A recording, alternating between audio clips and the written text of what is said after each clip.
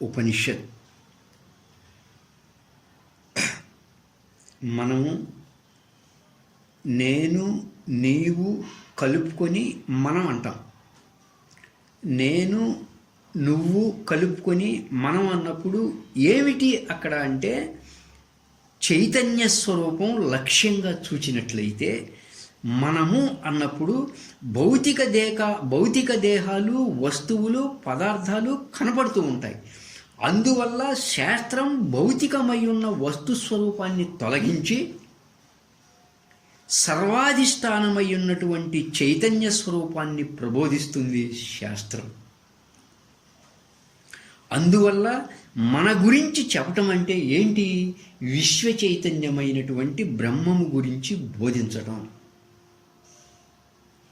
అందువల్ల బ్రహ్మ విద్య అన్నారు. ఇది శ్రీమద్ భగవద్గీతాసు ఉపనిషత్సు బ్రహ్మ విద్యాయాం యోగశాస్త్రే అని భగవద్గీతలో కూడా చెప్పబడింది. ఏమండి, ఇది నా సొంతంగా ఏం చెప్పటం లేదయ్యా, ఉపనిషత్తు నుంచి నేను సేకరించి మీకు చెప్తున్నాను అన్నారు పరమాత్మ. కనుక మన గురించి చెప్పటం అంటే ఏంటి అర్థం? విశ్వ చైతన్యమైనటువంటి బ్రహ్మము గురించి చెప్పటం. నువ్వు విశ్వ చైతన్యమైనటువంటి బ్రహ్మము కంటే భిన్నంగా లేవు కదా. మూలానికి వెళితే నువ్వు విశ్వ చైతన్యమగు బ్రహ్మము అని బోధిస్తున్నాయి కాబట్టి నిన్ను గురించి బోధిస్తున్నాయి అన్నప్పుడు కొంచెం సంకుచితం కనపడుతుంది. నన్ను గురించి బోధించడం ఏంటా అని. నీవు అంటే ఎవరయ్యా అనే విషయంగా వెళ్తే నువ్వు ఆత్మస్వరూపం, విశ్వ చైతన్యమైనటువంటి బ్రహ్మస్వరూపం. కాబట్టి విశ్వ చైతన్యమైనటువంటి బ్రహ్మము గురించి బోధిస్తున్నాయి అన్నప్పుడు అది ఉన్నతంగా ఉంటుంది ఆ మాట. అందువల్ల ఉపనిషత్తులన్నీ కూడా నువ్వు కేంద్ర బిందువుగా బోధిస్తాయి.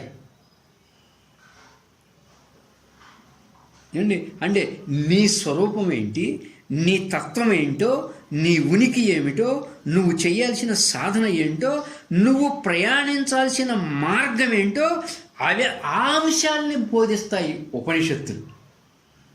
చాలా బాగా గమనించండి. ఉపనిషత్తులు ఏం బోధిస్తాయి?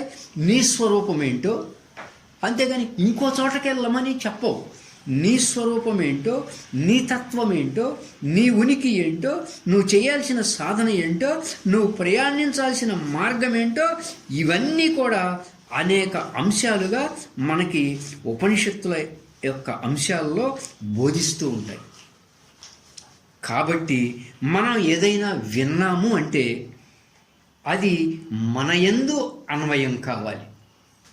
మీరు భారతం వినండి, మీరు భాగవతం వినండి, మీరు రామాయణం వినండి, ఉపనిషత్తులు వినండి, భగవద్గీత వినండి, బ్రహ్మసూత్రములు వినండి, ఏ పురాణాలైనా వినండి, ఏ ఇతిహాసాలైనా వినండి, ఏమైనా కానీ విన్నాము అంటే అది నీ యందు అన్వయించాలి, నా యందు అన్వయం కావాలి. ఎక్కడో చెప్తే లాభమేముంది అయ్యా? కౌరవులు పాండవులని, సీత రాముడు అని, ఆంజనేయ స్వామి అని ఎక్కడెక్కడో చెబితే లాభమేముంది? ఏమండి, అంటే ఎక్కడో చెప్పేది ఉపనిషత్ కాదు. ఎక్కడ గురించో చెబుతున్నారు అంటే వాళ్ళు ఉపనిషత్కారులు కాదు. ఇక్కడ చెప్పేది ఉపనిషత్ చెప్పేది నీలో అన్వయం కావాలి. నువ్వు ఉపనిషత్తుకి కేంద్ర బిందువు.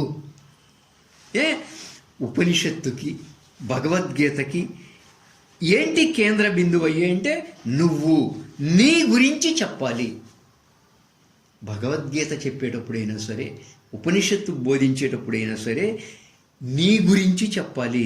వేరే వాళ్ళ గురించి చెప్పాలి అనుకుంటే వేరే ఉన్నాయి, వేరే చెప్పచ్చు.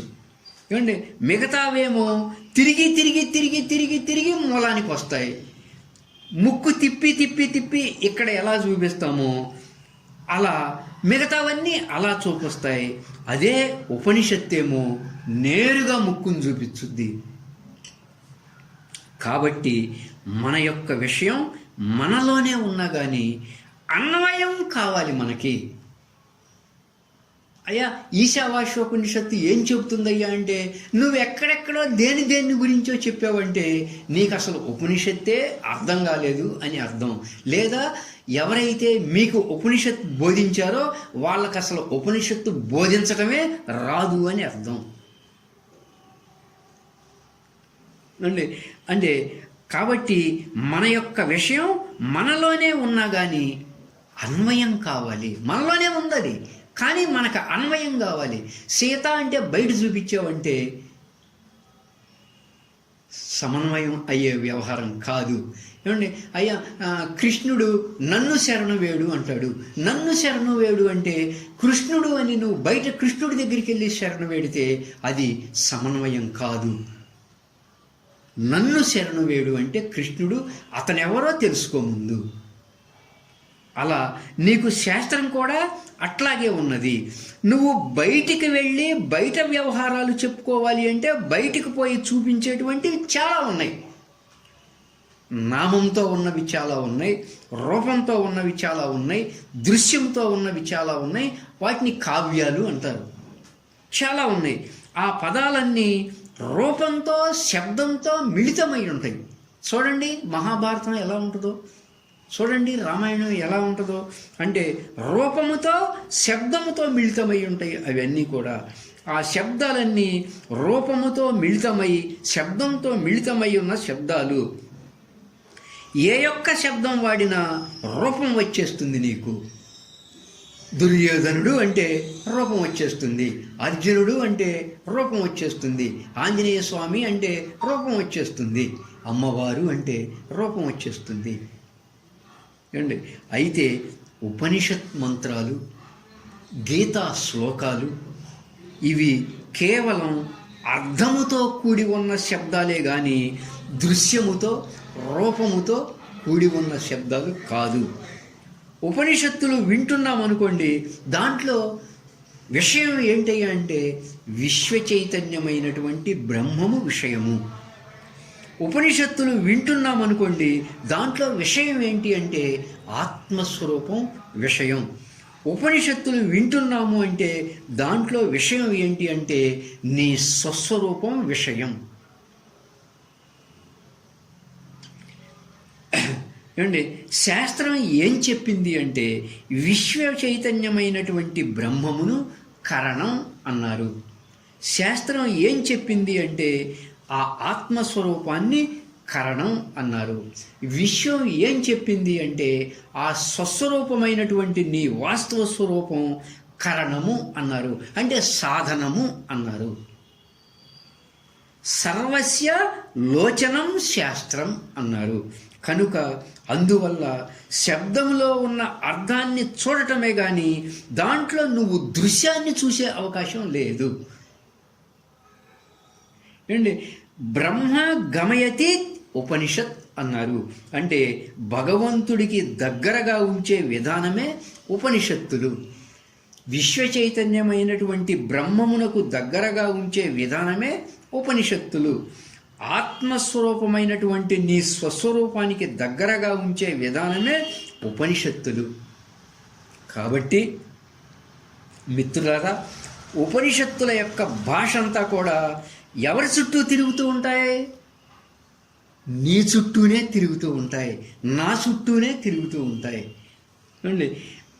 అంటే నీలోనే అన్వయమవుతూ ఉంటాయి. భగవద్గీత, ఉపనిషత్తు అన్నీ కూడా నిన్ను తీసుకువెళ్ళి చివరికి నువ్వు ఆ బ్రహ్మస్వరూపం అని చెప్తాయి ఉపనిషత్తులు. నిన్ను తీసుకువెళ్ళి చివరికి నువ్వు ఆనంద స్వరూపం అని చెప్తాయి ఉపనిషత్తులు. నిన్ను తీసుకువెళ్ళి చివరకు నువ్వు ఆత్మస్వరూపం అయి ఉన్నావని చెప్తాయి అనేటువంటి విషభావనయే ప్రకటింపజేస్తాయి ఉపనిషత్తులు. కాబట్టి ఉపనిషత్తులకి కేంద్రం మానవుడు. ఉపనిషత్తులకి కేంద్రం మానవుడు. అంటే నువ్వే, అంటే నేనే, అతనే, ఆమె. ఏమండి మనం ఆ కోణంలో పయనించాలి. అప్పుడే ఉపనిషత్తులు ఎవరికైనా అర్థమవుతాయి. ఆ కోణములో పయనించే క్రమంలో ఉపనిషత్ ప్రవచనం చెప్పుకోబోతూ ఉన్నాం.